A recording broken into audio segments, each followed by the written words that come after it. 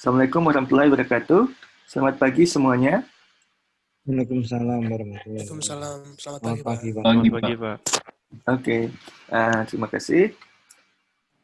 Hari ini kita akan mulai kuliah perdana pemrograman komputer untuk kelas teknik fisika B. Bahannya nanti Anda akan lihat setelah slide ini. Judulnya adalah komputer dan program. Ini merupakan perkenalan terhadap pemrograman komputer. Oke, pada perkuliahan hari ini tujuannya adalah kita mengetahui tujuan dan sumber belajar dari kuliah pemrograman komputer. Jadi nanti saya perkenalkan untuk apa kita belajar pemrograman komputer ini. Kemudian sumber belajar yang akan mendukung memfasilitasi Anda belajar tentang pemrograman komputer. Kemudian komputer atau sistem komputer dibagi menjadi dua bagian besar, yaitu hardware, perangkat keras, dan software, perangkat lunak. Nah, kita akan lihat bagaimana peranan masing-masing. Kemudian setelah itu kita agak pindah sedikit ke teori tentang komputasi yang dipelajari oleh ilmuwan komputer, dan mereka memiliki beberapa teknik yang bisa kita adopsi untuk pekerjaan kita pada pemrograman komputer. Kemudian kita pindah ke hardware lagi, yaitu memahami desain dasar dari komputer modern. Kita tidak sampai ke elektronika daripada komputer tersebut, tapi hanya menggunakan blok-blok untuk menjelaskan fungsi dari masing-masing bagian komputer modern. Kemudian setelah itu baru kita masuk ke bahasa pemrograman, apa bentuknya dan apa fungsinya, apa kegunaannya ada bahasa pemrograman. Kemudian yang terakhir, kita akan lihat bahasa Python secara spesifik, merupakan salah satu jenis bahasa pemrograman yang dipilih pada kuliah ini dan praktikumnya. Ya, jadi tujuan kuliah pemrograman komputer adalah setelah mengikuti seluruh rangkaian perkuliahan ini, diharapkan mahasiswa itu mampu membaca dan menulis. Wah, sederhana sekali membaca dan menulis. Nah, maksudnya adalah membaca di sini adalah memahami program, dan khususnya program yang ditulis dalam bahasa Python. Jadi harapannya kalau Anda setelah mengikuti kuliah ini, atau pas ketika mengikuti kuliah ini, ketika Anda disodori suatu program dalam bahasa Python, Anda bisa membacanya dan memahami apa maksud baris-baris yang ada pada kode sumber program tersebut. Kode sumber itu adalah teks dari program, gitu ya. Kemudian ketika Anda sudah paham, kemudian Anda merasa, oh ini program masih bisa disempurnakan, oh program ini bisa dipakai untuk kebutuhan yang lain, oh program ini sebenarnya ada salahnya ini. Nah, kemudian Anda bisa mengubahnya. Nah, untuk mengubah program yang sudah dibuat, atau membuat suatu program yang sama sekali baru, Anda harus mampu menulisnya. Nah, jadi menulis itu membuat program lah kan, membuat baris-baris perintah yang nanti akan terkandung di dalam suatu program. Nah, untuk apa Anda buat program? Khusus di teknik fisika, itu adalah untuk membantu menyelesaikan masalah keteknikan. Jadi, harapannya setelah mengikuti kuliah ini, ketika Anda nanti mengikuti kuliah metode numerik yang mungkin diberikan oleh Pak Alexander Agung, Anda akan bisa menggunakan kemampuan pemrograman Python yang diperoleh di kelas ini, itu mungkin untuk menyelesaikan masalah-masalah yang ada di metode numerik. Ketika Anda melihat bahwa ada satu teknik untuk menentukan integrasi atau melakukan operasi integral, kemudian ternyata adalah menghitung luas di bawah kurva. Oh, itu bisa dikerjakan menggunakan suatu program Python yang nanti ada suatu kalang yang berputar terus, menambahkan satu strip, luas satu strip, ditambah luas strip berikutnya, yang semua luasannya itu di bawah kurva yang mau diintegralkan. Nah, itu contohnya. Jadi dengan demikian, Anda bisa memanfaatkan hasil kuliah ini untuk kebutuhan kuliah berikutnya. Nanti juga di akhir masa kuliah Anda, ketika Anda mengerjakan yang namanya tugas akhir, di situ juga Anda akan melihat bahwa kemampuan pemrograman sangat banyak membantu, gitu ya.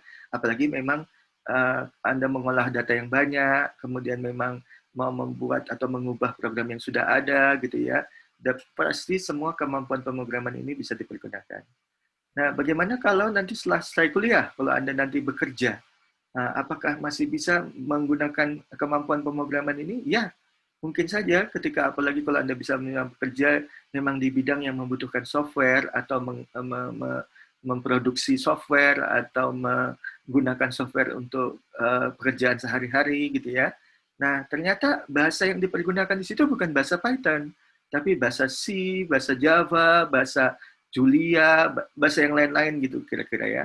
Nah, jangan khawatir, walaupun yang Anda pelajari nanti di kuliah pertama pemrograman adalah Python, itu untuk belajar bahasa yang kedua, ketiga, keempat, itu jauh lebih mudah dari belajar bahasa yang pertama.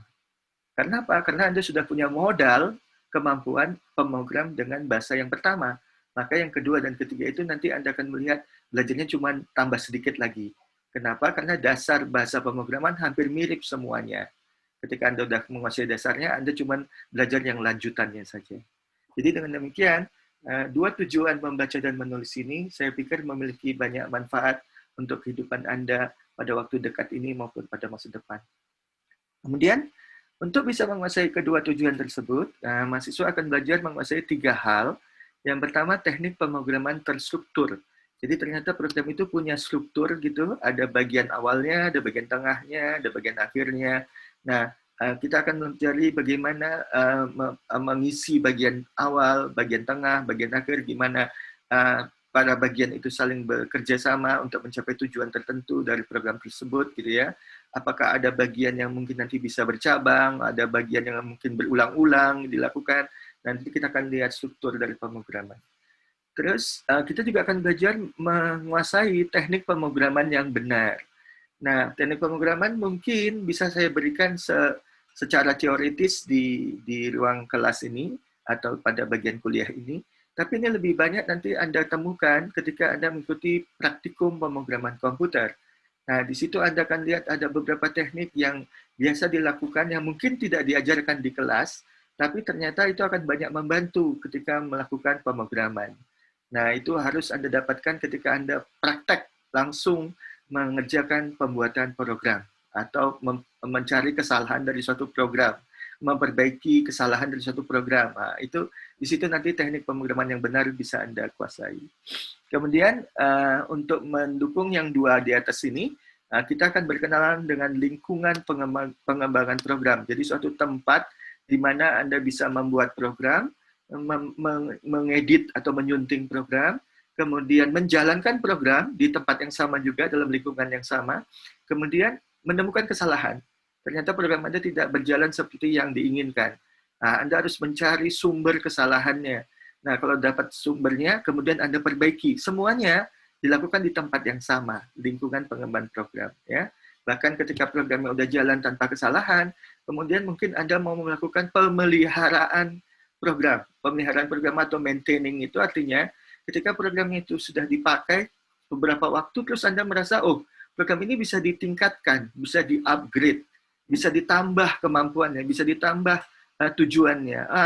Maka Anda masuk lagi ke lingkungan pengembangan program, Anda bisa mengubah, memodifikasi program yang ada untuk menghasilkan tambahan kemampuan.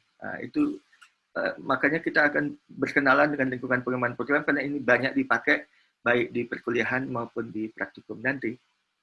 Kemudian prasyaratnya dari mata kuliah ini adalah Anda telah menguasai matematika dan fisika, tidak ada mata kuliah yang khusus yang disebutkan, tapi setidaknya Anda punya dasar matematika dan fisika.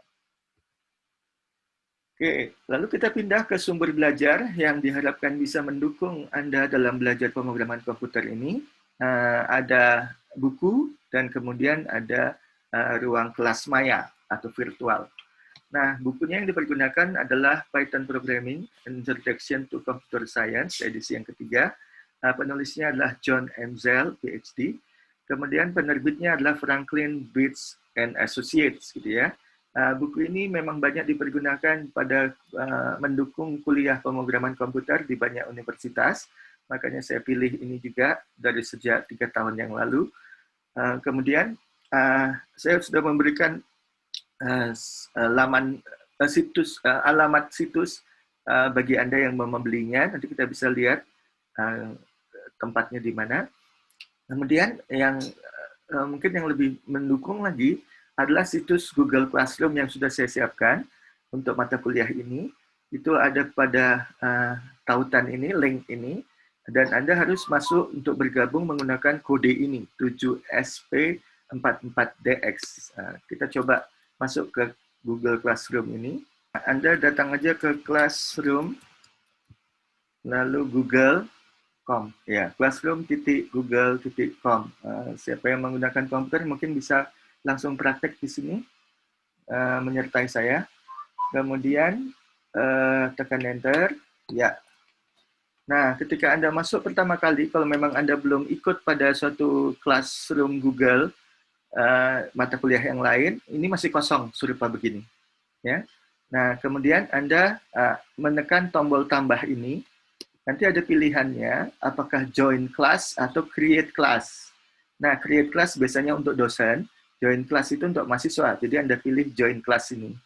Nah, tapi mungkin setelah itu Anda diminta untuk memasukkan account dari tempat Anda bergabung. Dalam hal ini adalah account Google, gitu ya. Dan kita sudah beruntung karena kita memiliki account ugm.ac.id yang sebenarnya itu adalah langganan dengan Google. Jadi pilih aja itu seperti saya memilih saya punya ini, atau Anda harus menulis ke single sign on dari UGM, tuliskan username, tuliskan password Anda seperti biasanya untuk masuk ke mail UGM. Kemudian nanti Anda akan sampai di Google Classroom. Kemudian Anda akan bergabung dengan menyertakan nomor kode tadi. Nomor kodenya ini yang tadi. Ya, 7SP44DX. Silahkan siapa yang sudah membuka komputernya atau lewat handphone juga bisa, gitu ya. Nah, kalau Anda sudah bergabung, nanti akan saya tunjukkan apakah Anda memang sudah masuk atau belum. Nah, di sini ada empat menu utama. Ada stream, tempat pengumuman-pengumuman atau perubahan terhadap situs ini. Ini kalau ada material yang baru, gitu ya. Nah, yang pertama kali Anda dapatkan adalah semacam sambutan untuk datang ke ruang kelas Google ini. Selamat datang. Kemudian Anda akan mendapati 4 hal di sini. Bahan kuliah nanti di menu classwork. Tautan pendukung kuliah juga di classwork. Quiz dan tugas itu juga di classwork. Baru nanti komponen penilaian itu di grades, gitu ya. Nanti kalau Anda mengerjakan quiz atau tugas ini, kemudian bisa diperiksa langsung oleh Google Classroom, nilai Anda nanti akan dikompilasi di bagian grades ini, ya, bagian grades. Oke, sekarang kita lihat people.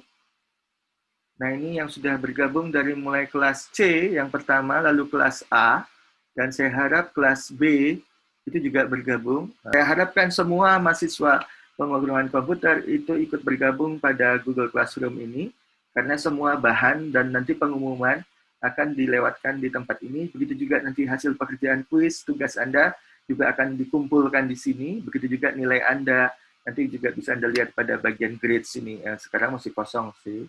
Ya, oke. Nah, sekarang kita pindah ke bagian classwork yang berisikan banyak hal.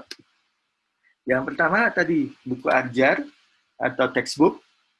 Tadi adalah karangan dari John M. Zell. Ini dia. Kemudian ini covernya. Kalau mau Anda lihat dengan lebih besar. Ya, jadi third edition Python Programming and Introduction to Computer Science John Zell. Ini yang kita pergunakan. Saya tidak berharap Anda perlu membelinya, gitu ya. Tapi kalau memang ada yang kepingin membelinya, Anda bisa menggunakan link ini. Ini langsung ke penerbitnya, harganya sekitar $45, belum ongkos kirimnya. Oke. Nah, kenapa saya tadi bilang tidak perlu Anda membelinya? Karena nanti saya akan menyediakan potongan-potongan dari buku ini pada modul yang sesuai. Seperti pada modul 1 kuliah kita hari ini, itu saya sudah siapkan potongan buku ajarnya adalah yang ini. Saya buka di bawah aja, view material. Ya, modul 1, ini buku ajarnya. Ini adalah bab 1.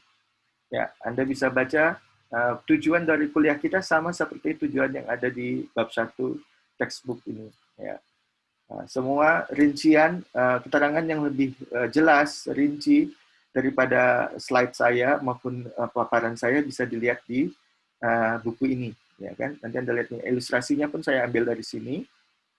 Kemudian di bagian bawah ada semacam ringkasan dari bab ini, ya itu bisa menjadi bahan Anda untuk mereview, untuk mengulang kembali apa yang sudah disampaikan di kelas pada hari ini. Ya, oke, chapter summary. Oke. Nah, kemudian slide-nya, kalau Anda mau mendapatkannya juga silakan pakai link ini. Semuanya bisa dilihat langsung dari Google Classroom, tidak perlu di-download dulu. Kalau memang perlu, baru di-download belakangan, gitu ya. Nah, ini cuman bentuknya agak beda. Yang saya pergunakan tadi, itu menggunakan Jupyter Notebook sebenarnya. Nah, yang ini, yang tulisannya lebih besar-besar ini, karena memang untuk tujuan slide. Tapi yang di sini adalah bentuk PDF-nya, tapi semua isinya sama. Ya, mungkin formatnya agak sedikit berbeda. Oke, sampai di sini mungkin ada pertanyaan. Saya periksa dulu kotak chat. Permisi Pak, izin bertanya, jika praktikum dimulai minggu depan, untuk pertemuan praktikum di minggu ini tetap berlangsung tidak ya? Oh, maaf Anissa, tidak ada pertemuan untuk minggu ini. Untuk minggu ini saya sedang mengumpulkan calon asisten untuk persiapan praktikum, gitu ya. Jadi minggu ini belum ada, nanti minggu depan kita langsung nanti bertemu seperti biasa, nanti saya bikin undangan supaya Anda bisa bergabung, apakah menggunakan Zoom lagi, ataukah menggunakan yang lain. Saya sedang menjajaki untuk menggunakan Discord. Discord itu sebenarnya sarana kita juga untuk chatting, tapi dalam jumlah yang banyak. Kemudian hanya menggunakan suara, bukan chatting yang diketik gitu, tapi juga tidak menggunakan video, hanya menggunakan suara. Jadi kemungkinan bebannya lebih lebih ringan, mungkin pulsanya juga lebih kecil untuk Anda. Tapi kita tetap bisa berinteraksi nanti per kelompok, gitu ya. Nanti akan saya undang lagi Anda untuk bergabung. Semua yang sudah terdaftar di Seamaster untuk ikut praktikum nanti akan diundang untuk bergabung pada suatu platform tertentu. Kemudian kita mulai kenalan di situ, ya. Jadi jangan khawatir. Untuk minggu ini belum ada cerita untuk praktikum. Mudah-mudahan minggu depan sudah bisa dimulai. Begitu ya, Anissa. Ada pertanyaan tambahan? Lanjutan? Terima kasih. Tidak, Pak. Oke. Ya, terima kasih atas tanggapannya. Oke, kita lanjutkan lagi. Ya, jadi kita sudah tahu ada dua sumber belajar, apakah itu textbook maupun ruang kelas maya, harap dipergunakan seoptimal mungkin. Nah, kita lanjutkan isi kuliahnya. Sekarang kita akan berkenalan dengan komputer yang dianggap sebagai satu mesin yang serbaguna. Apakah komputer itu? Komputer itu sebenarnya adalah suatu mesin untuk menyimpan dan memanipulasi informasi dengan dikendalikan oleh suatu program yang dapat diubah-ubah. Oke, nah banyak nih yang bisa kita pahami. Yang pertama, mesin berarti dia merupakan semacam perangkat keras yang bisa kita pegang, yang bisa kita lihat, yang bisa kita tekan, bisa kita sentuh gitu ya. Jadi dia barang di luar tubuh kita gitu ya. Kemudian kegunaan utamanya sebenarnya untuk menyimpan informasi. Jadi dia to store information gitu. Tapi ternyata bukan hanya bisa menyimpan, kita juga bisa mengubah-ubah informasi yang sudah tersimpan tadi. Jadi kita bisa melakukan manipulasi informasi. Itu semua secara umum. Nanti secara khususnya itu adalah dia bisa menyimpan program yang akan kita pelajari pada kuliah ini beserta data. Jadi entah itu bilangan atau teks yang mentah gitu. Lalu si program ini nanti menyuruh supaya si mesin mengubah data tersebut, entah menjumlahkannya, entah itu mencari data-datanya, kemudian menampilkan hasil pekerjaannya, gitu ya. Nah, jadi kita bisa memerintasi mesin, tapi melalui suatu suatu perantara, yaitu program. Jadi programnya itu yang merupakan keinginan dari kita manusia supaya dilakukan oleh si komputer. Jadi ada 3 bagian yang terlibat di sini. Ada manusianya, ada mesinnya, ada programnya, gitu ya. Nah, kegunaannya adalah si manusia mau memerintahkan mesin supaya melakukan sesuatu yang membantu meringankan hidup si manusia. Oke? Nah, tapi untuk memberi perintah kepada mesin itu harus melalui program. Jadi program itu merupakan antarmuka atau perantara di antara manusia dan mesin komputer. Ya. Oke, oleh karena itu kita akan belajar bagaimana memberi perintah kepada mesin. Gitulah kira-kira. Nah, ini tadi dia 2 elemen pentingnya adalah komputer dalam bentuk hardware yang memanipulasi informasi. kemudian program nanti yang nanti akan kita pelajari lebih jauh, yang ternyata bisa diubah-ubah bentuknya atau isinya, sehingga perintah yang diberikan kepada komputer itu bisa berganti-ganti. Nah, apakah program komputer itu dengan lebih rinci lagi? Di sini ternyata merupakan sekumpulan perintah atau instruksi yang rinci dan langkah demi langkah. Nah, ini dia. Jadi kita memberikan perintah sesungguhnya supaya dikerjakan oleh komputer yang mesin, tapi perintahnya itu syaratnya mesti rinci, mesti detail. Nggak boleh ada langkah yang terlupakan atau langkah yang dianggap bisa dipahami sendiri oleh si mesin. Nggak bisa. Anda nggak bisa memberikan perintah yang implisit, yang tidak jelas gitu, dengan harapan si komputer nanti menafsirkannya sendiri. Oh, nggak bisa. Anda mesti memberikan perintah yang semuanya eksplisit, mesti satu demi satu, dan kemudian nanti akan dikerjakan langkah demi langkah oleh si komputer supaya bisa mencapai satu tujuan tertentu. Tujuannya ya si manusia yang menginginkan, apakah mau mengetahui bilangan prima yang terbesar, apakah mau mencari rata-rata pendapatan penduduk Indonesia misalnya, apakah mau menemukan mengolah hasil eksperimen, data hasil eksperimen, apapun tujuan yang diinginkan oleh si manusia. Dalam hal ini manusianya nanti akan disebut dengan nama pemrogram, karena dia yang bikin program, gitu ya. Nah, jika program kemudian diubah, misalnya suatu program gitu diubah isinya, maka komputer akan melaksanakan sekumpulan aksi yang berbeda lagi. Jadi bukan lagi tujuan yang pertama. Tujuannya pun jadi akan berbeda. Dengan demikian, kita akan mendapati suatu sistem yang mesinnya tetap sama, namun pekerjaannya bisa berbeda-beda sesuai dengan programnya. Jadi programnya bisa dibuat berbeda-beda. Dengan demikian, kalau Anda memiliki mesin ini, Anda memiliki sesuatu yang serbaguna, yang banyak kegunaannya. Ya, misalnya contohnya, kalau Anda punya satu PC, komputer personal computer, atau memiliki laptop misalnya, atau bahkan handphone itu udah bisa dianggap sebagai komputer kecil, handphone sekarang. Itu Anda bisa lihat, Anda bisa mengirim pesan, Anda bisa menuliskan dokumen, Anda bisa membaca dokumen, Anda bisa melihat daftar yang banyak seperti pada spreadsheet, kemudian Anda bisa mendengar musik, Anda bisa nonton film, Anda bisa main game, Anda bisa mendapatkan kalender, jadwal kerja, segala macam. Hanya pada satu mesin yang satu itu juga, gitu ya. Nah, itu yang menunjukkan bahwa komputer itu memiliki banyak manfaat sehingga layak untuk dimiliki, kira-kira ya. Oke. Nah, kemudian program yang dibuat itu dimaksudkan untuk dijalankan. Jadi nggak ada gunanya kalau program udah capek-capek dibuat, terus ditinggal begitu saja, disimpan di dalam file, nggak pernah dijalankan gitu ya. Tapi ini semuanya untuk dilakukan eksekusinya atau to be executed gitu ya, dijalankan atau dilaksanakan. Jadi kalau saya bilang menjalankan program, itu artinya program yang udah dibuat itu di running gitu istilahnya ya.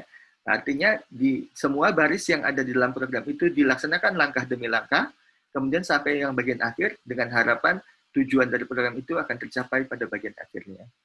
Kemudian program yang sesuai, dengan program yang sesuai, maka semua komputer, apapun jenis komputer Anda, apakah Anda menggunakan komputer dengan sistem operasi Windows, apakah sistem operasinya itu Macintosh atau macOS, ataukah Anda menggunakan Linux yang Fedora, yang Mandriva, yang SUSE, yang Ubuntu, yang macam-macam, ada banyak komputer.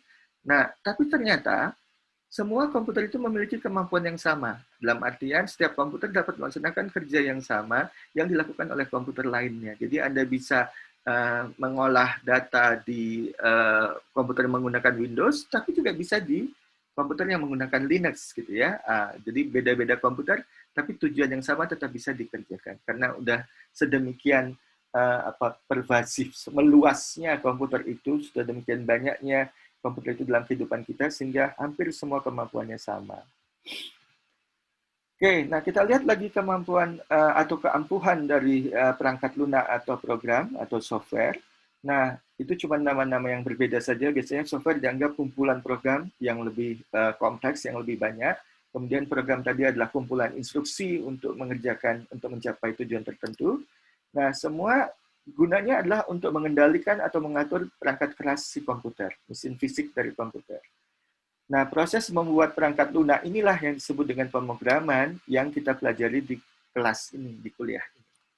Nah, mengapa perlu belajar pemrograman? Ternyata pada ilmu komputasi atau ilmu komputer, pemrograman itu bagian dasar.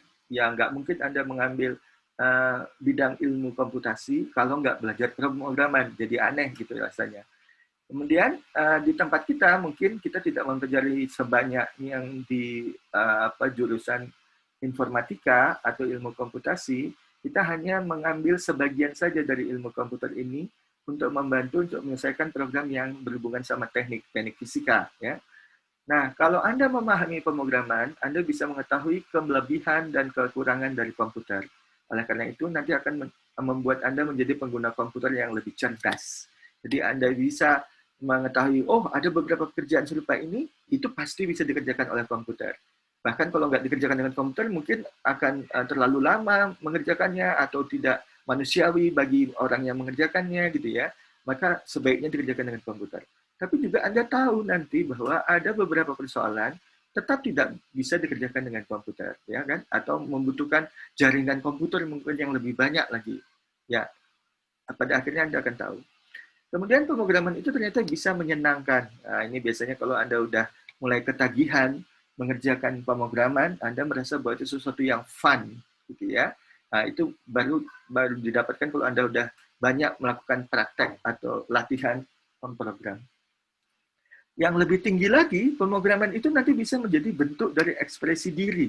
Seperti seorang seniman mengekspresikan keinginannya dalam bentuk patung, dalam bentuk lukisan, dalam bentuk karya seni lainnya gitu.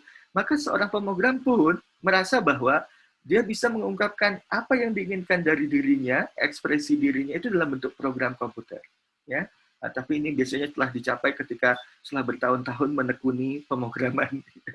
Oke. Kemudian bisa mengembangkan kemampuan memecahkan persoalan atau problem solving. Nah, yang ini yang kita sasar dari kelas pemrograman komputer. Diharapkan para mahasiswa yang mengikuti kelas ini itu mendapatkan perkakas tool, alat untuk membantunya memecahkan persoalan yang dihadapinya. Dalam hal ini persoalan keteknikan lah ya, teknik fisika.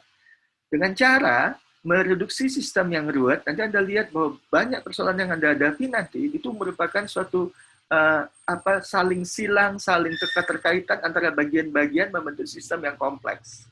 Oleh karena itu, ketika Anda mau menyelesaikannya dengan menggunakan pemrograman, Anda harus bisa memecahnya dulu menjadi bagian-bagian yang lebih sederhana.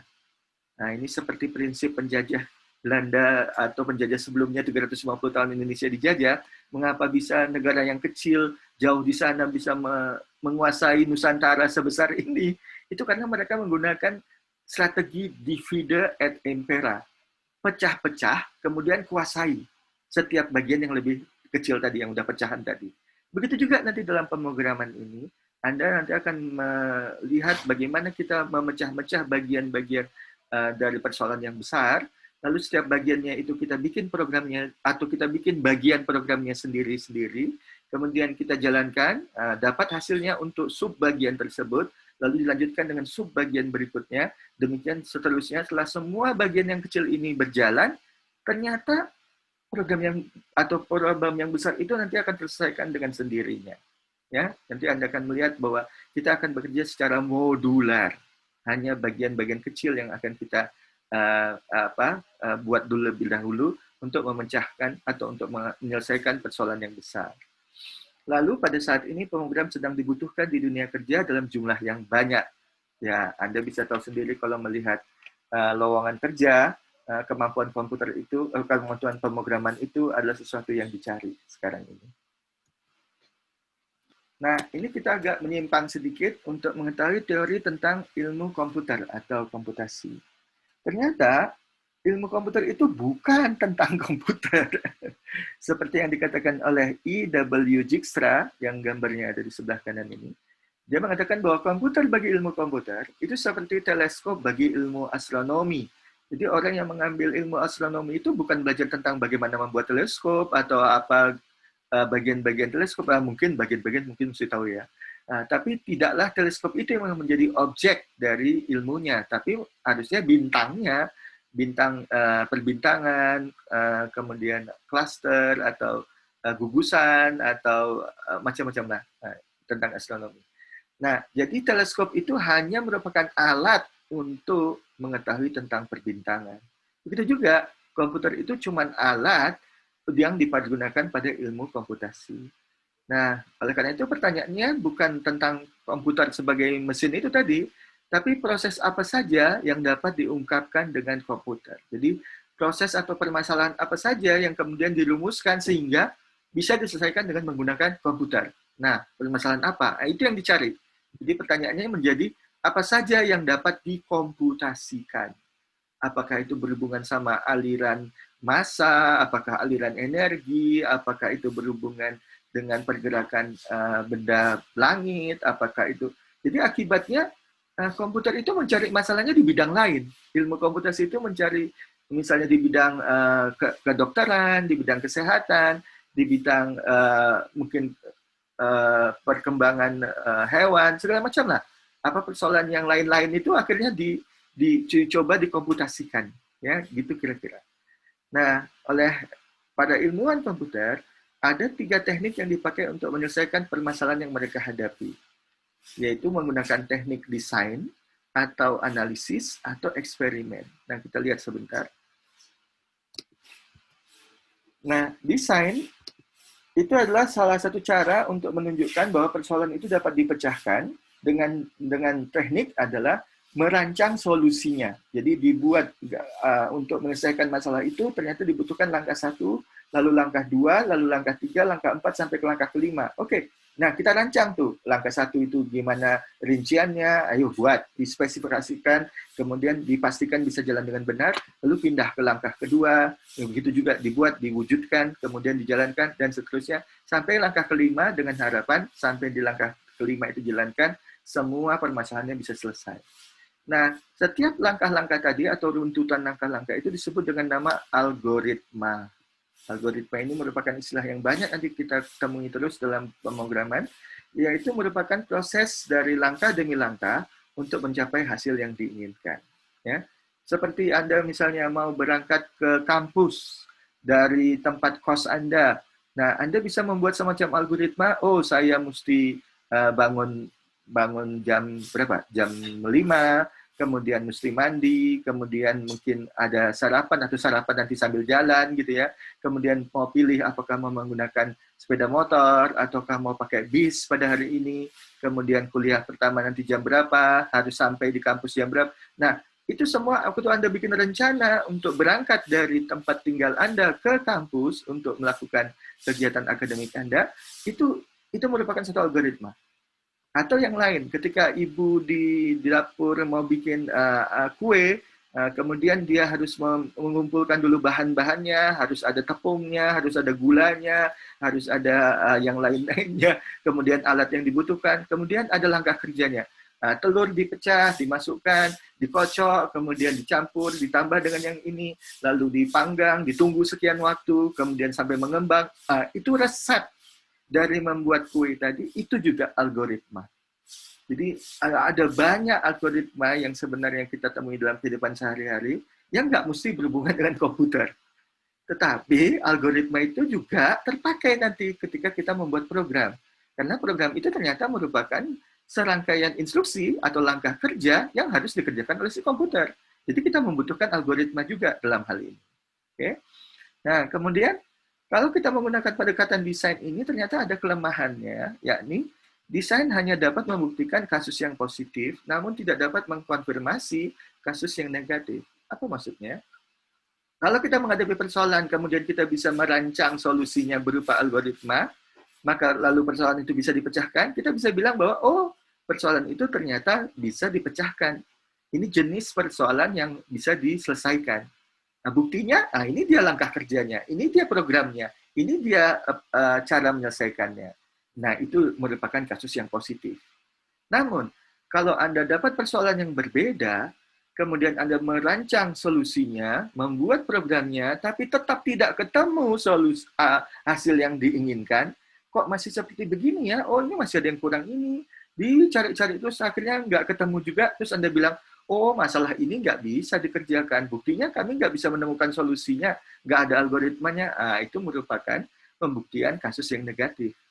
Bukan berarti bahwa kalau tidak ditemukan solusi atau algoritma, mengelompokkan persoalan itu tidak dapat dipecahkan. Bisa saja orang lain yang menemukan algoritmanya, akhirnya selesai juga persoalan yang sama.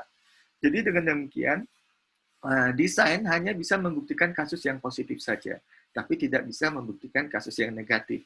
Ya, oke. Nah, kalau desain ternyata tidak cukup untuk menyelesaikan masalah, mungkin kita harus menggunakan teknik yang berbeda, yaitu teknik analisis.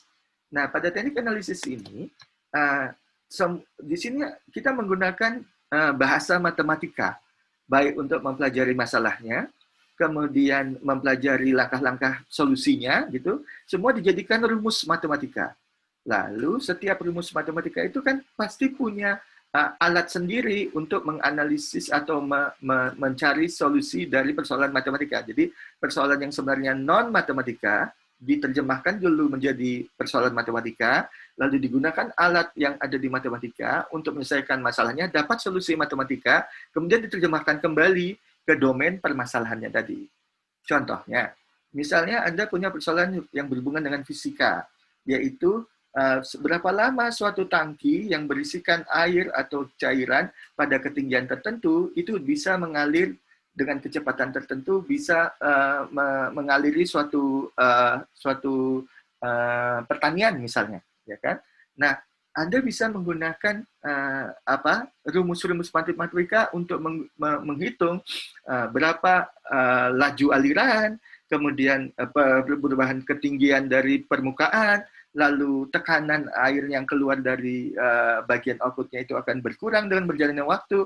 Itu semuanya bisa dijadikan rumus matematika. Lalu kalau misalnya rumus matematikanya itu berupa persamaan, Anda bisa menggunakan teknik-teknik aljabar untuk menyelesaikan persamaan tersebut untuk menemukan hubungan antara variabel yang independen dengan variabel yang tergantung, ya kan? Antara X dengan Y-nya. Nah, kemudian kalau misalnya lebih rumit lagi, mungkin mesti dibuat sistem persamaan. Lebih dari satu persamaan mesti diselesaikan secara berbarengan. Oh, mungkin Anda mesti menggunakan teknik matriks, vektor, mungkin aturan Cramer, atau akhirnya juga menggunakan komputer gitu ya, untuk menyelesaikan persoalan matematika itu. Nah, begitu dapat solusinya, ternyata bahwa kita harus membuka katup atau keran sebanyak sekian persen dengan perubahan menurut waktu sekian-sekian. Nah, itu kemudian dibalikkan kembali ke masalah fisikanya. Kita harus merancang suatu katup yang bisa berubah bukaannya terhadap waktu supaya aliran yang keluar dari tangki itu bisa keluar dengan seperti yang diinginkan. Nah, itu cara analisis matematika yang membantu untuk menyelesaikan masalah. Ya. Namun, ada beberapa persoalan yang kelihatannya sederhana, ternyata tidak dapat juga diselesaikan dengan analisis atau algoritma yang manapun. Maka memang betul ada beberapa persoalan di alam raya ini yang tidak dapat dipecahkan atau unsolvable. Mungkin yang baru-baru ini Anda dengar itu bahwa sudah ada foto dari black hole. Black hole itu adalah suatu tempat di alam raya ini yang bisa menyedot semuanya termasuk energi, sehingga makanya dia berwarna hitam gitu ya. Nah, bagaimana memfotonya? Tapi dengan menggunakan teknik-teknik tertentu dan gabungan berbagai teknik, itu akhirnya bisa dihasilkan foto dari black hole. Nah, sebelum masa ini, berarti kita belum bisa menyelesaikannya. Kita masih menganggap persoalan itu unsolvable. Tapi ternyata bisa juga ujungnya diselesaikan. Nah, tapi masih banyak lagi persoalan di alam raya. Semakin Anda belajar, semakin banyak nggak tahunya, Anda akan menemukan banyak persoalan yang unsolvable.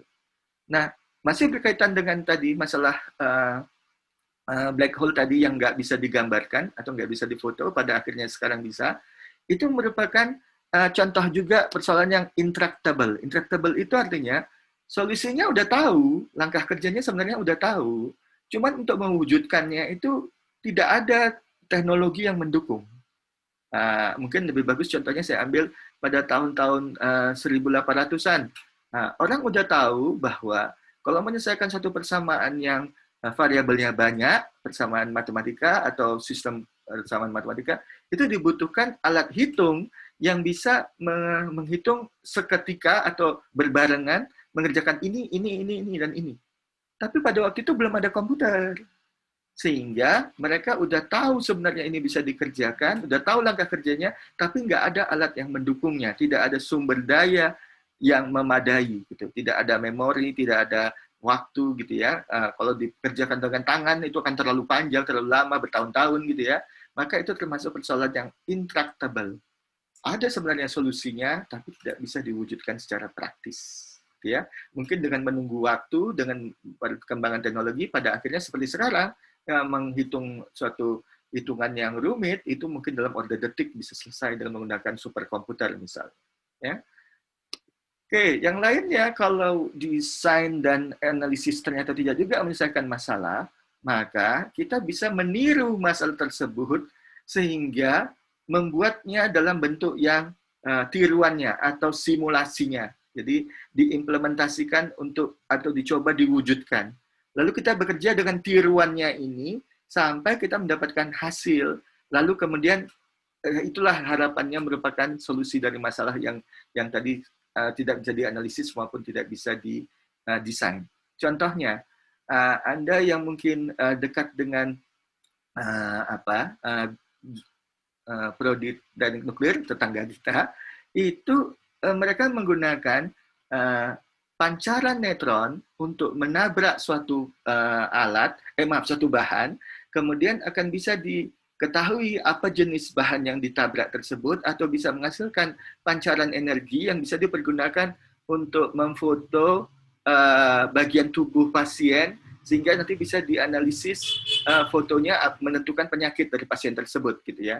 Nah, itu ada ilmu serupa itu. Oke. Nah, bagaimana mewujudkannya barang serupa itu? Oke, gini aja, kita ambil komputer, kita bikin satu variabel yang mewakili si neutron tadi. Tapi ternyata neutronnya bukan cuma satu. Neutronnya itu berpuluh ribu atau beratus ribu. Ya oke, kita bikin variabelnya banyak di komputer, lalu coba kita jalankan supaya komputer yang bersumber dari tempat ini bergerak dengan kecepatan sedemikian, lalu menuju ke tempat sasaran, saling menubruk, kemudian menghasilkan interaksi tertentu. Semuanya disimulasikan di komputer. Sampai kita akhirnya tahu bahwa, oh kalau keadaannya serupa ini, kalau tenaga awalnya serupa ini, nanti akan menghasilkan interaksi serupa itu. Gitu ya. Nah, itu sebenarnya Anda pelajari di ilmu Monte Carlo. Anda mungkin ada yang mau milih ilmu pilihan Monte Carlo. Nah, itu merupakan ilmu yang mengajari untuk mensimulasi banyak partikel yang kecil-kecil itu, tapi bisa berinteraksi secara berbarengan dalam waktu yang singkat. Nah, semua nggak mungkin kita jalankan, karena kita nggak bisa melihat neutron itu. Akhirnya semuanya dikerjakan dengan komputer. Nah, itu contoh eksperimen atau simulasi untuk menyelesaikan masalah. Ya. Oke, saya lanjutkan sekarang. Kita lihat bagian-bagian dari perangkat keras. Mula-mula kita lihat di sini ada satu kotak besar yang mengandung CPU dan memori. Anda pasti sudah tahu kepanjangan CPU, Central Processing Unit. Ini dianggap sebagai otak dari komputer. Jadi yang dianggap sebagai kotak komputer itu sebenarnya seluruhnya ini, tapi yang bagian utamanya itu ada yang dalam kotak ini. Nah, Anda lihat di sini ada anak panah, berarti diambil data atau nilai yang disimpan di memori ini untuk dibaca oleh CPU. Jadi pengambilan data itu istilahnya dibaca, gitu ya. Kemudian oleh CPU ini diolah. Diolah itu apakah mau dijumlahkan, apakah mau dikalikan, apakah mau dibagikan, gitu ya. Ternyata operasi di CPU itu nanti operasi yang sederhana seperti aritmatika tambah kurang kali bagi. Nah, kalau udah dapat hasilnya, kemudian bisa disimpankan lagi di memori. Jadi memori itu sebagai tempat penyimpanan tadi, menyimpan informasi kan, suatu komputer, itu ternyata berisi tempat-tempat yang mirip semuanya di bagian atas, bagian tengah, bagian bawah seperti rak-rak gitu, rak tempat penyimpanan gitu. Nah, lalu diambil dari rak tertentu nilai yang tersimpan di situ untuk ditaruh di CPU untuk kemudian nanti ikut dalam bagian pengolahan. Mungkin ada 2 data diambil dulu, kemudian hasil dari pengolahan 2 data itu dikembalikan lagi ke memori pada rak yang berbeda lagi. Ya, jadi itu sebenarnya pekerjaan dari CPU, operasi aritmatika sederhana. termasuk juga menguji apakah suatu bilangan itu lebih besar dari bilangan yang lain, lebih kecil, lebih besar sama dengan, lebih kecil sama dengan, tidak sama dengan. Nah, jadi komparasi juga bisa dilakukan oleh si CPU ini. Oke.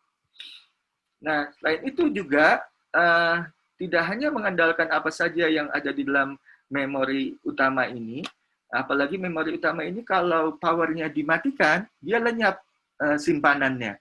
Jadi artinya kalau komputer dihidupkan kembali, apa isi memori sebelum komputer itu dimatikan itu udah nggak ada lagi.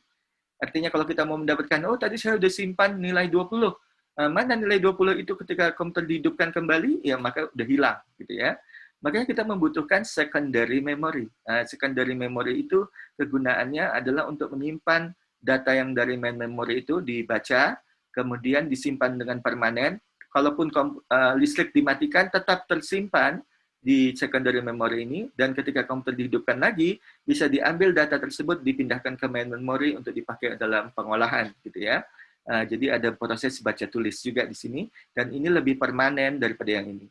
Contohnya, kalau Anda buka kotak komputer itu, memory itu yang disebut dengan RAM, Random Access Memory, atau Read-Write Memory, gitu ya. Sedangkan yang secondary memory itu biasanya hard disk. Jadi Anda punya perangkat hard disk yang ada di dalam kotak CPU, kotak main komputer Anda. Di situ disimpan data yang lebih permanen. Ya. Kemudian seperti USB, itu sejenis hard disk yang portable yang bisa dibawa-bawa gitu, atau external hard disk. Itu juga secondary memory. Kemudian yang lainnya ya pasti Anda mesti memasukkan data dari luar, apakah itu lewat keyboard, apakah lewat gerakan mouse, apakah lewat sensor. Sensor banyak banget, sensor panas, sensor tekanan gitu, hasil pengukuran, itu semua mau dimasukkan supaya bisa diolah, itu melalui input devices. Kemudian hasil dari pekerjaan dari CPU ini mungkin mau ditampilkan, mungkin mau dicetak, mungkin mau disimpan lagi. Nah, itu ada output devices ya. Oke, yang bagian ini saya pikir Anda bisa baca sendiri. Nah, ini tentang CPU dan memorinya. Nah, ini tadi hard drive, floppy drive. Floppy drive mungkin udah nggak zamannya lagi. Ini waktu saya masih kuliah tahun 85 masih dipakai ini, tapi sekarang barangnya udah nggak ada. Kemudian compact disc, DVD itu dulu juga untuk menyimpan movie, untuk menyimpan musik gitu ya. Ini tadi memory flash yang saya bilang USB drive tadi, itu udah. Ya. Kemudian piranti input, keyboard, mouse, nama lainnya cetikus, mungkin tidak begitu populer istilahnya.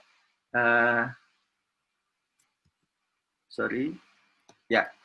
Yang mungkin lebih penting lagi ini adalah dalam prosesnya CPU dan main memory tadi itu menjalankan cara kerja yang namanya fetch, decode, execute.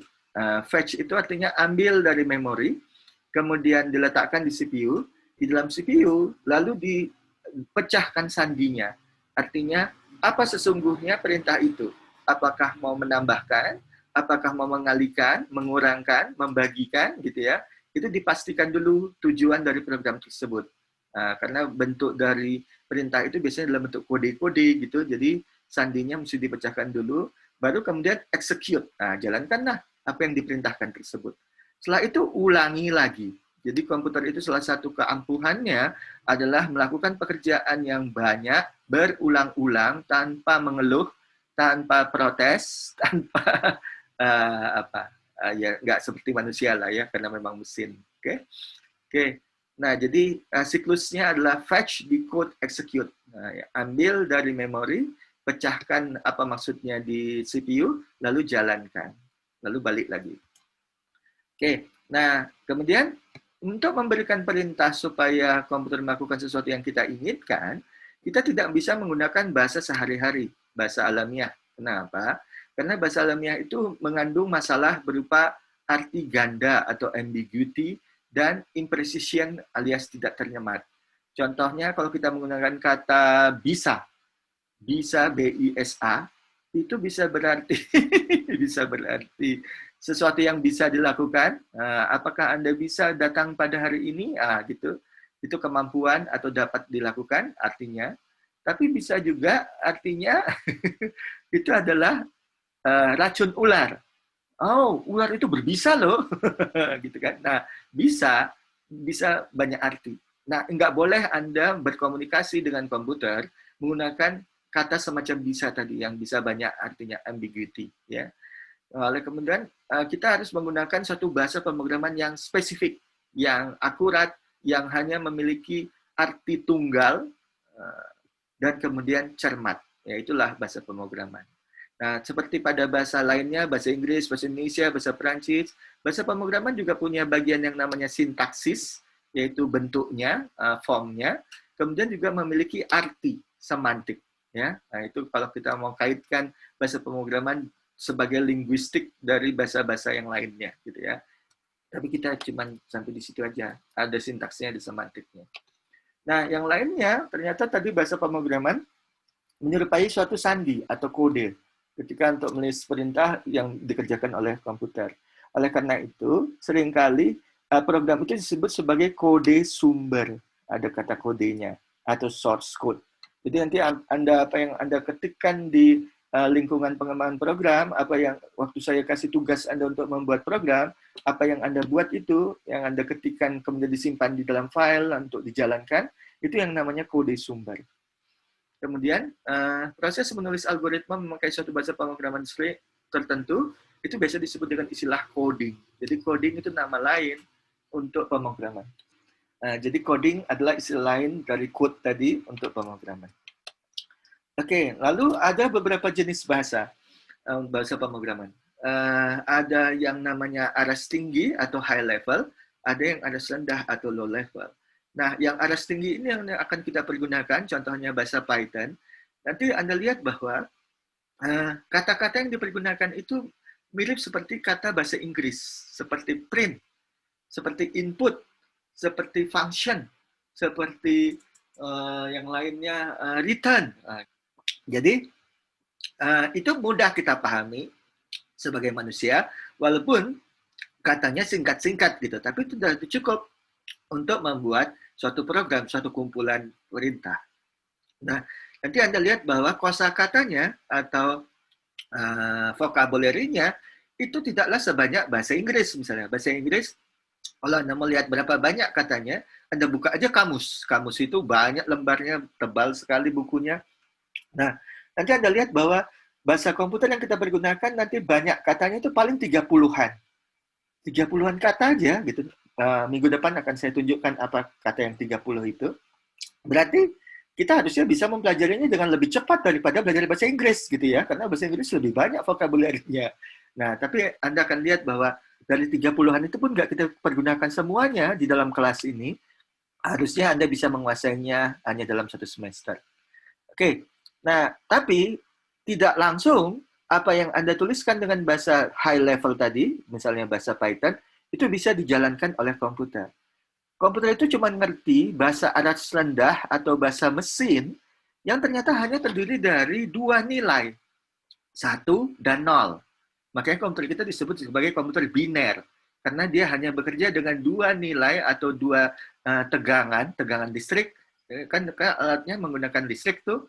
Nah, kalau Anda memiliki probe, alat untuk mengukur tegangan atau arus listrik, Anda akan bisa mendapati hanya dua nilai yang ada di dalam komputer. Kalau nggak 5 volt, 0 volt. Cuma dua nilai itu. Jadi gimana bisa berhitung hanya dengan menggunakan dua nilai? Nah, ternyata itu bisa. Dan itu merupakan ilmu tertentu tuh, ilmu matematika biner gitu. Kita tidak membahasnya secara spesifik nanti, tapi akan kita singgung sedikit-sedikit. Nah, oleh karena itu kita harus mencari suatu cara untuk mengubah program yang dalam bentuk high level menjadi program yang bisa dijalankan oleh komputer dalam bahasa low level, bahasa mesin. Siapa yang melakukan pengubahan itu? Ternyata program yang lain yang namanya penerjemah. Gitu ya. Oke, ini contohnya. Kalau kita mau menambahkan dua bilangan dalam menggunakan algoritma, kita memerlukan 4 langkah ini. Yang pertama, ambil atau muat dulu bilangan pertama dari lokasi memori, misalnya beralamat 2001. Ini untuk membedakan satu memori dengan memori lainnya, maka masing-masing ditandai dengan alamat yang berurutan, gitu ya. Jadi pada alamat 2001 itu diambil satu, apapun isinya di tempat itu merupakan bilangan pertama. Kemudian simpankan ke CPU, pindahkan ke CPU. Ini yang langkah fetch tadi.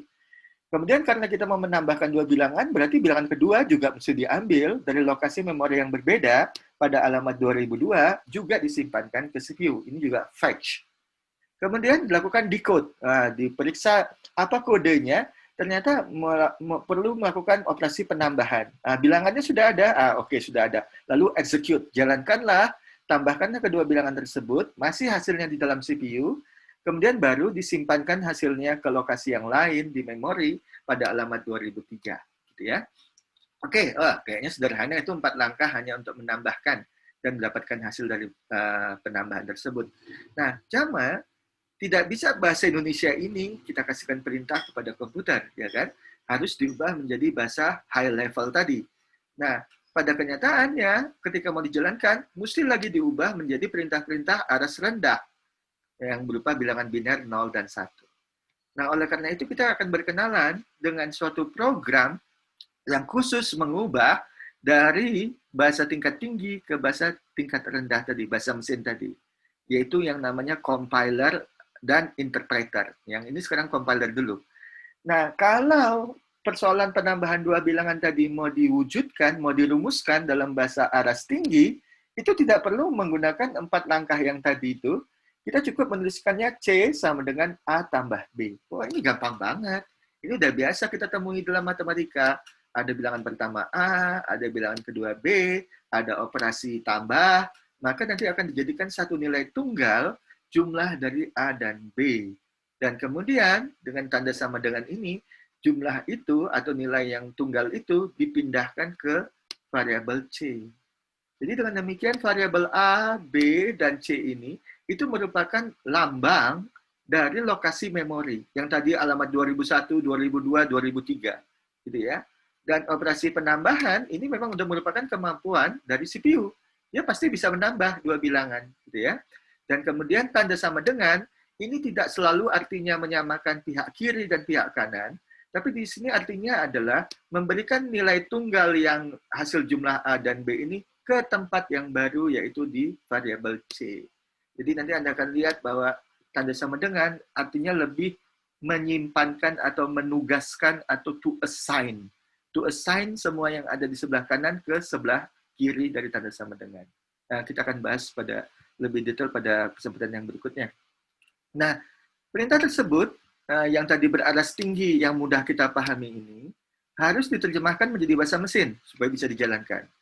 Nah, bahasa mesin yang 0101 tadi di sini letaknya, maka ini kita buat source code tadi, kode sumber yang tadi contohnya C sama dengan A tambah B, itu bagian dari baris di dalam kode sumber ini. Nah, ini kita membutuhkan program lain. Jadi, kita membutuhkan program untuk memprogram. Nah, program lain ini nanti dikerjakan oleh komputer juga. Tugasnya adalah mengkompilasi atau melakukan penerjemahan seluruh baris-baris yang ada di kode sumber ini supaya menjadi kode-kode dalam bahasa mesin. Biasanya kode sumber itu disimpan dalam satu file supaya jangan mudah hilang dan bisa kita pakai berulang-ulang.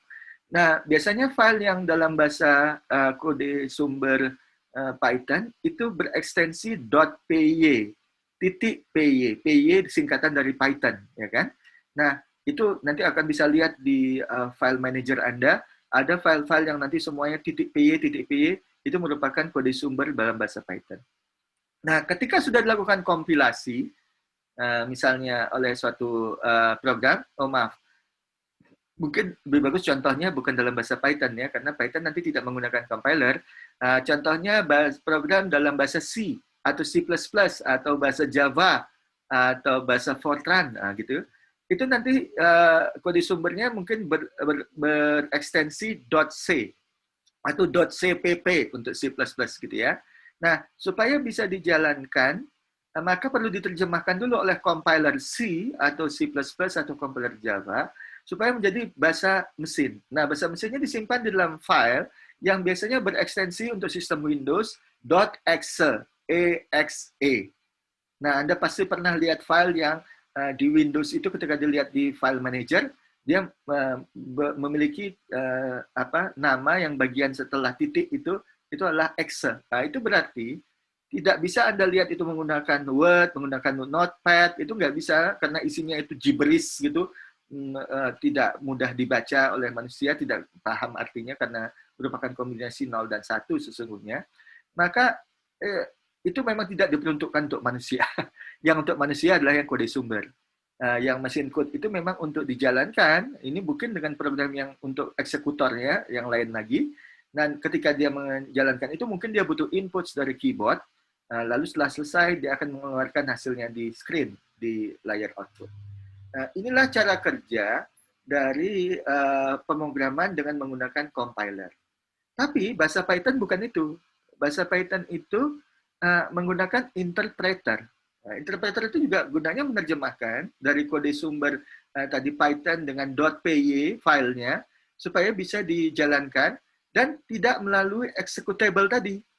Nah, tidak melalui kode mesin yang disimpankan di file itu. Ya bisa juga sebenarnya kode mesin Python disimpankan, tapi jarang digunakan. Kerjanya begini, diambil satu baris dari kode sumber ini, terus langsung diterjemahkan dan dijalankan. Computer Learning Interpreter ini nanti akan, interpreternya itu akan menjalankan satu baris itu. Kalau dalam pekerjaan menjalankan itu membutuhkan input, dia ambil input dari keyboard, lalu kalau dia ada outputnya, dikeluarkannya outputnya di layar. Setelah itu dia balik lagi ke kode sumber untuk melihat apakah masih ada baris yang lain yang belum dikerjakan. Kalau memang masih ada, diambilnya lagi, kemudian diterjemahkannya menjadi bahasa mesin, dijalankannya, kalau butuh input ambil dari keyboard, kemudian dikeluarkannya ke layar. Terus dia balik lagi, masih ada nggak baris berikutnya gitu. Jadi interpreter itu kerjanya interaktif istilahnya. Dia mengambil satu bagian, menjalankan sampai selesai, lalu ambil bagian berikutnya, jalankan lagi, dan keluarkan outputnya, dan demikian seterusnya. Sampai semua baris pada file kode sumber ini habis. Nah, beda pada compiler tadi, seluruh baris pada kode sumber oleh compiler itu dijadikan bahasa mesin sekaligus. Dan ada produknya merupakan file dalam bahasa mesin yang nanti dijalankan belakangan. Ya. Jadi agak beda antara kerja interpreter sama compiler. Dulu pada tahun 1990-an suka dipertentangkan antara keduanya, compiling versus interpreting ini, mana yang lebih cepat, mana yang lebih bagus, mana yang lebih fleksibel, segala macam. Tapi sekarang kedua-duanya tidak perlu dipertentangkan karena komputer sekarang kerjanya cepat sekali sehingga tidak banyak bedanya antara menggunakan bahasa yang pakai compiler maupun yang menggunakan bahasa yang interpreter. Ya. Cuma bahasa yang interpreter ini untuk orang yang sedang belajar pemrograman kayaknya memiliki keuntungan, yaitu artinya setiap baris itu langsung bisa diketahui apakah bisa jalan dengan sempurna ataukah ada kesalahan. Jadi kesalahan bisa dengan cepat ditemukan kalau kita menggunakan interpreter, karena baru satu baris dikerjakan, baru pindah ke baris yang berikutnya kan. Nah, kalau pada baris sebelumnya ada kesalahan, maka berhenti dulu di baris yang ada kesalahan itu untuk diperbaiki, baru bisa lanjut ke baris yang berikutnya. Tapi kalau menggunakan compiler, sekaligus semua kode sumber dijadikan file executable, mungkin ketahuan kesalahannya ketika sudah selesai kompilasi seluruhnya, dan itu kalau kode sumbernya berpuluh ribu baris, membutuhkan waktu yang cukup lama juga tuh, baru kemudian ketika dijalankan, baru tahu ada salahnya. Gitu ya. Maka mesti ditelusuri lagi, cari baris mana tadi sumber kesalahannya, dan segala macam. Tapi kalau menggunakan interpreter, lebih cepat kesalahan itu bisa ditemukan. Selain itu, program dengan interpreter juga lebih portable. Dalam arti bahwa kode executable yang dihasilkan dengan kompilasi pada bahasa, misalnya mesin Windows Pentium, itu kalau menggunakan compiler, belum tentu bisa dijalankan pada mesin Mac.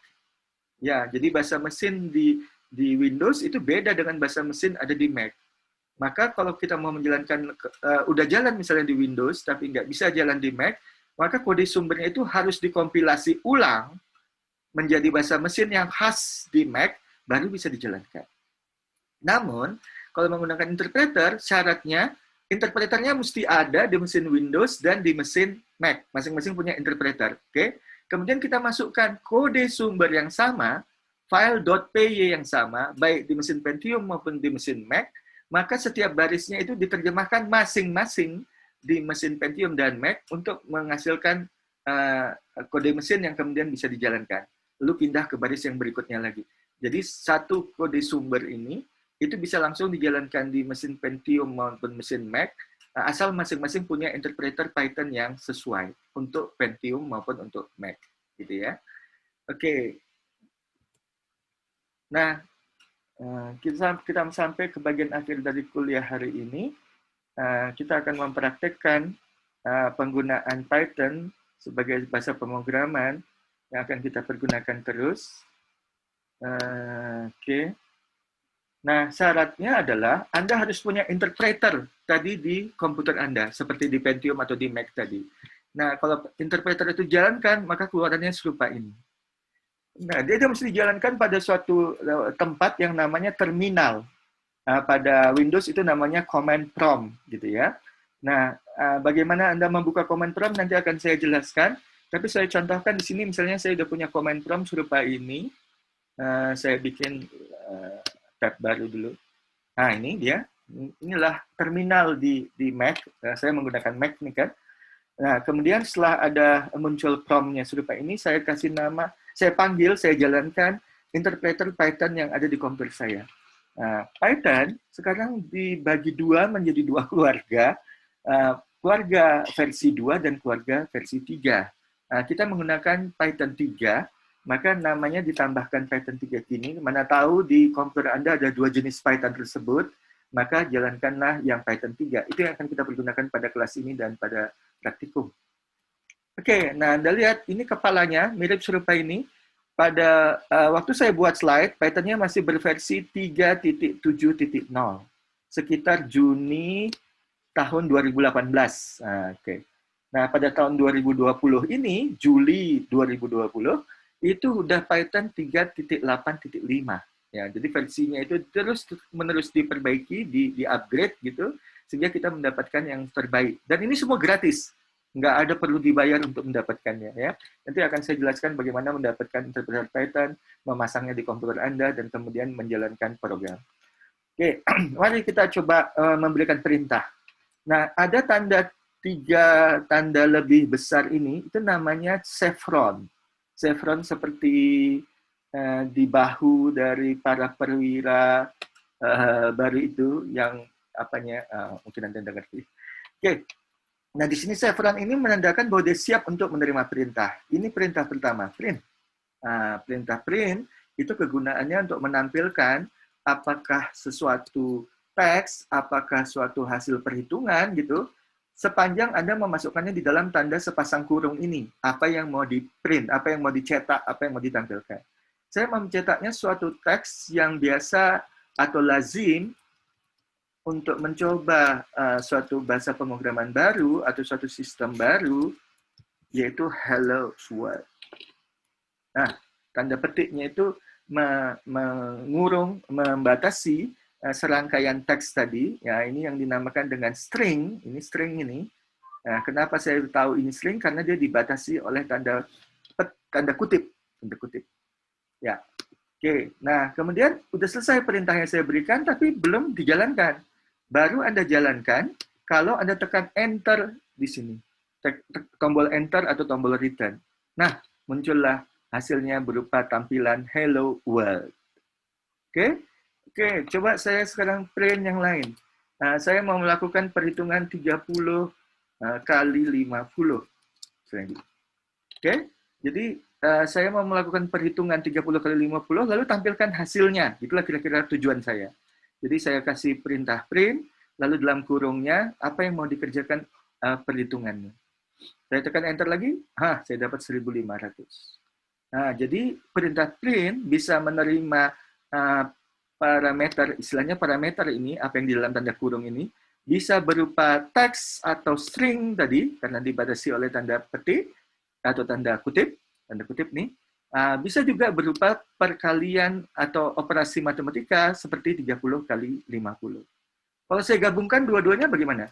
Print, tanda petik kali ini saya menggunakan 30, tanda kali itu menggunakan asterisk, lalu 50, lalu sama dengan, lalu tanda petik. Nah, ini berupa satu string. Ini string nih. Sampai sini string, karena dibatasi oleh sepasang tanda petik, seperti yang di atas dibatasi oleh tanda kutip. Sama-sama string. Oke, lalu saya kasih tanda koma untuk menyatakan ada parameter kedua. Ini semua satu parameter, ini juga satu parameter, tapi yang ini satu parameter, lalu ada parameter yang kedua setelah koma, 30 kali 50. Nah, apa hasilnya ini? Hasilnya itu adalah gabungan antara teks dan perhitungan perkalian ini. 30 kali 50 sama dengan, nah itu pada bagian yang teks ini, bagian string ini, lalu 1500 yang ini, itu keluarnya dari 30 kali 50.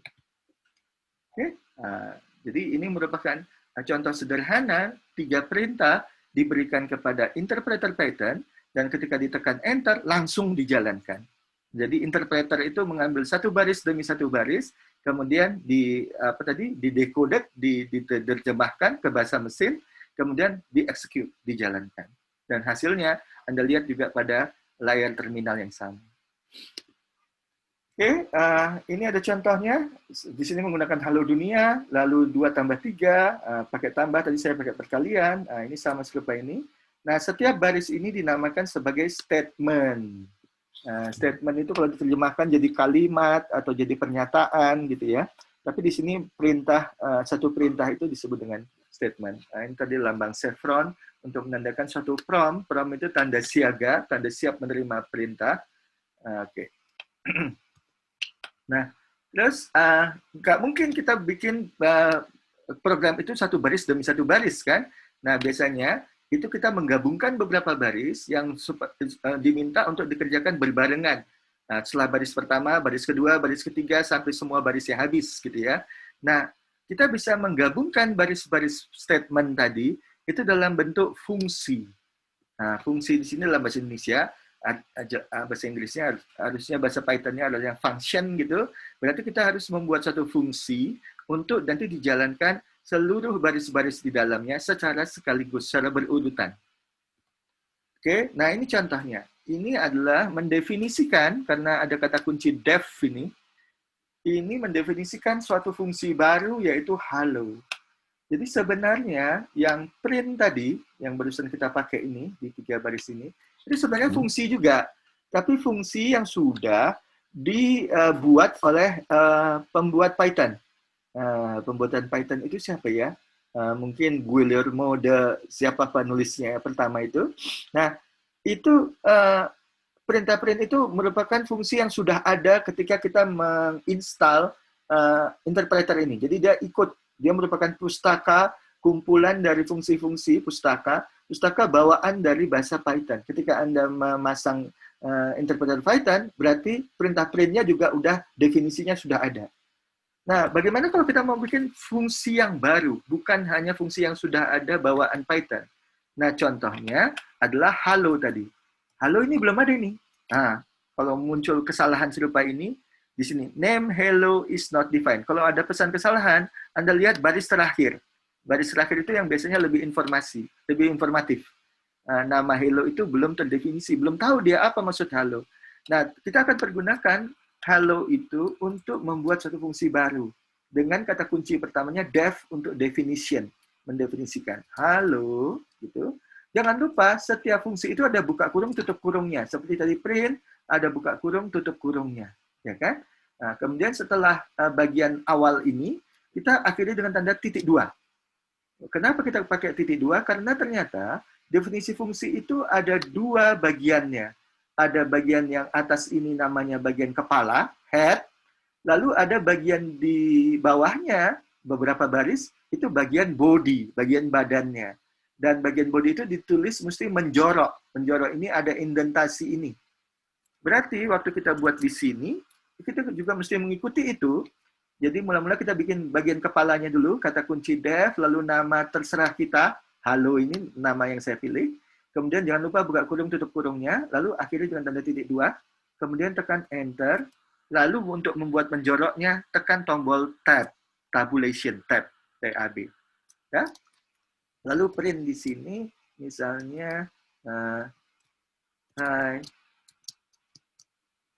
selamat pagi. Oke. Ya.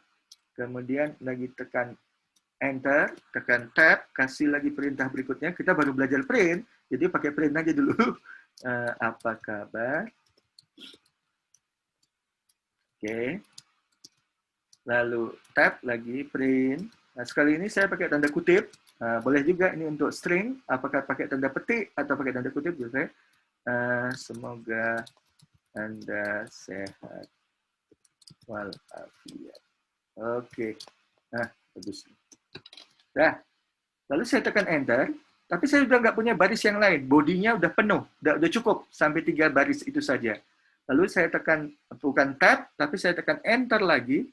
Nah, udah selesai. Itulah definisi dari fungsi halo.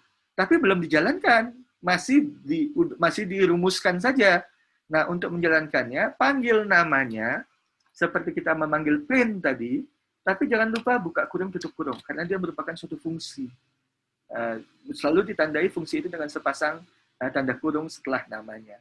Nah, saya tekan, oke, hai, selamat pagi, apa kabar? Semoga Anda sehat walafiat.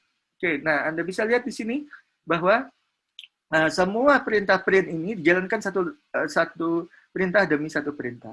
Hai, selamat pagi, keluar di sini, apa kabar? Keluar di sini, semoga Anda sehat walafiat. Oke. Berarti Anda bisa membuat fungsi apa saja yang nanti bisa menjalankan tujuan Anda. Jadi ini semacam program mini yang bisa dijadikan satu besaran tunggal gitu, menjadi satu benda tunggal. Dalam hal ini adalah halo buka kurung tutup kurung. Ya, oke.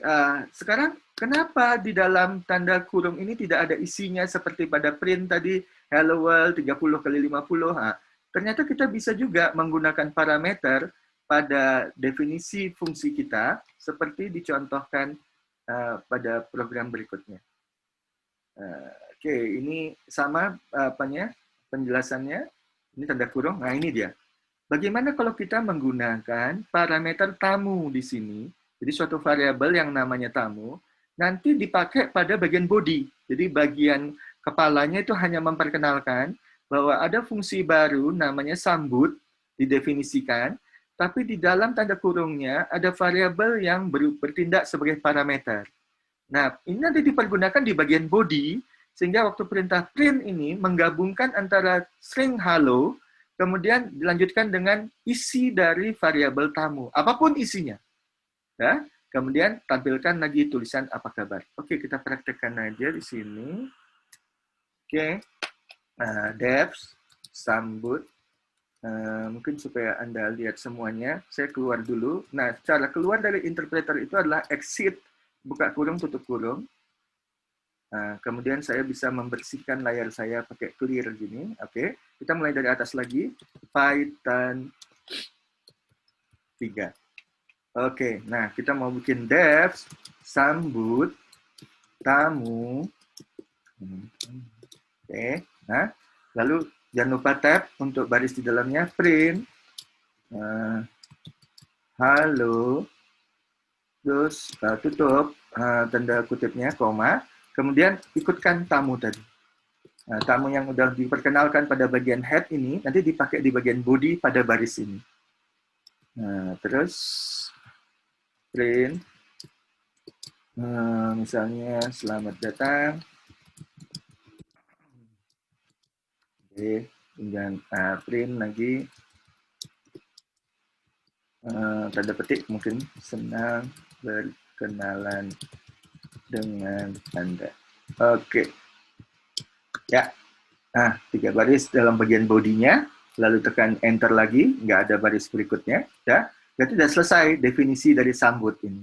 Nah, sekarang kita pergunakan sambut, misalnya kita kasih teks string Ali, dibatasi dengan tanda petik.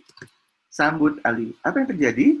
Halo Ali, selamat datang, senang berkenalan dengan Anda. Loh, berarti si Ali yang tadi nilai berupa string, itu merupakan isi dari variabel tamu ini. Lalu ketika tamunya dipergunakan di dalam baris pertama dari body, itu digantikan variabel tamu itu dengan isinya, yaitu Ali. Berarti saya boleh menyambut yang lain. Sambut tuh. Sorry. Oke, halo Tuti, selamat datang. Senang berkenalan dengan Anda. Anda bisa melakukannya untuk semua teman Anda. Jadi dengan demikian bisa berulang-ulang, fungsi itu dipanggil, tapi dengan nilai parameter yang berbeda, lalu akibatnya efeknya menghasilkan keluaran yang berbeda. Ya, ada yang di sini halo Ali, ada yang halo Tuti. Yang lainnya mungkin sama. Ya. Oke. Nah, terakhir kuliah hari ini, saya akan memperkenalkan, ini udah habis barangnya sebenarnya, bisa Anda baca sendiri. Ini contoh sambut dengan Budiman dan Setiawati.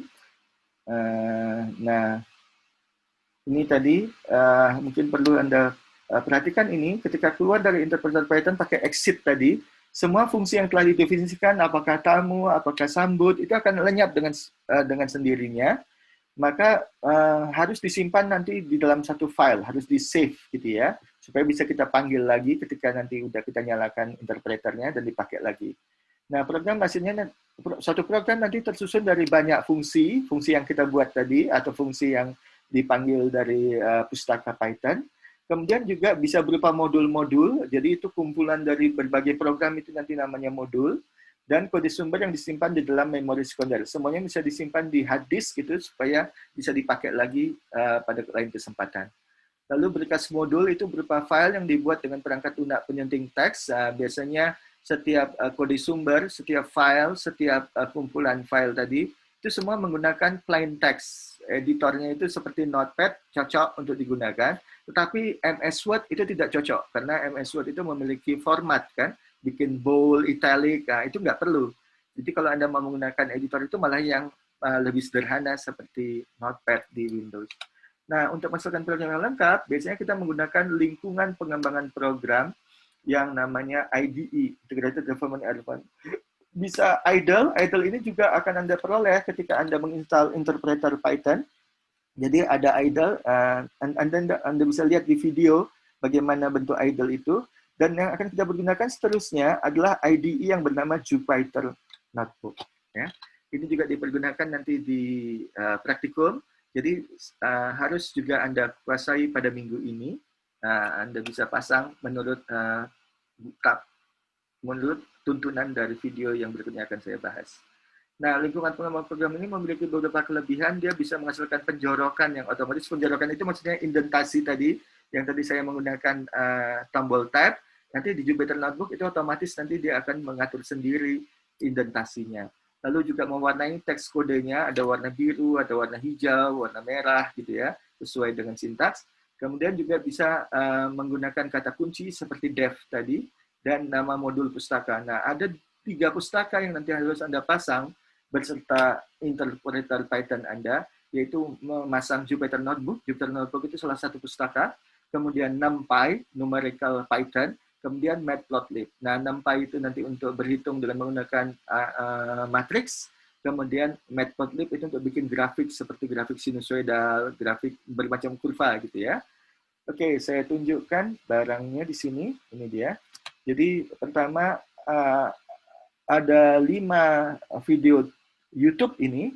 Kalau Anda klik di Google Classroom, Anda mendapati seperti demikian, bisa dijalankan. Ya.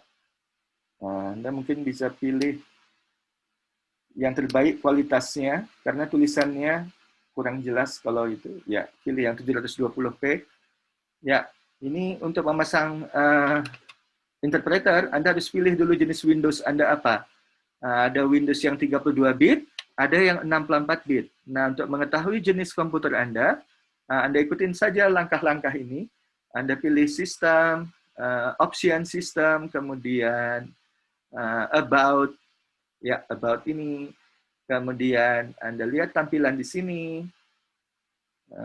Ada kata-kata 64 bit operating system. Berarti ini komputernya jenis yang 64 bit. Nah, lalu sekarang kita mau menginstal interpreternya.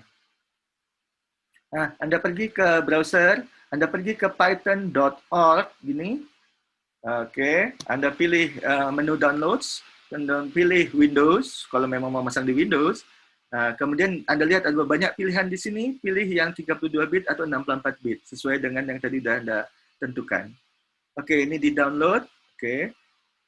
Kemudian bisa Anda lihat hasil downloadnya di manager Windows Explorer ini. Ini dia. Kemudian nanti harus Anda lakukan instalasinya. Oke. Nah, saya pikir videonya nanti bisa menjelaskan sendiri. Masa saya menjelaskan yang sudah dijelaskan sebenarnya. Oke. Nah, terus kalau nanti Anda sudah selesai yang memasang itu di komputer Anda, 3 video berikutnya, 1, 2, 3, itu kegunaannya untuk memasang 3 pustaka. Pustaka yang diinstalasi di sini langsung 3, Jupyter Notebook, NumPy, dan Matplotlib. Lalu untuk menguji hasil pemasangan Anda menggunakan 2 video yang lainnya. Ya. Nah, video yang kelima, mungkin nggak perlu Anda kerjakan dalam minggu ini. Ini sebenarnya untuk membantu praktikum. Praktikum yang mudah-mudahan minggu depan bisa kita mulai. Itu nanti akan menggunakan alat yang lain lagi, yaitu namanya Google Colab. Nah, Google Colab itu seperti Jupyter Notebook, tapi dia daring. Artinya sesungguhnya nggak perlu diinstal pun, asal Anda punya komputer, punya browser, punya sambungan internet, Anda bisa menjalankannya langsung dengan mendatanginya ke Google Colab ini. Cuman pertama-tama Anda singgah dulu ke Google Drive, karena semua file yang dibuat di Google Colab disimpan di Google Drive. Dan Anda harus menggunakan account email UGM untuk semua registrasi. Ya, saya ulangin lagi.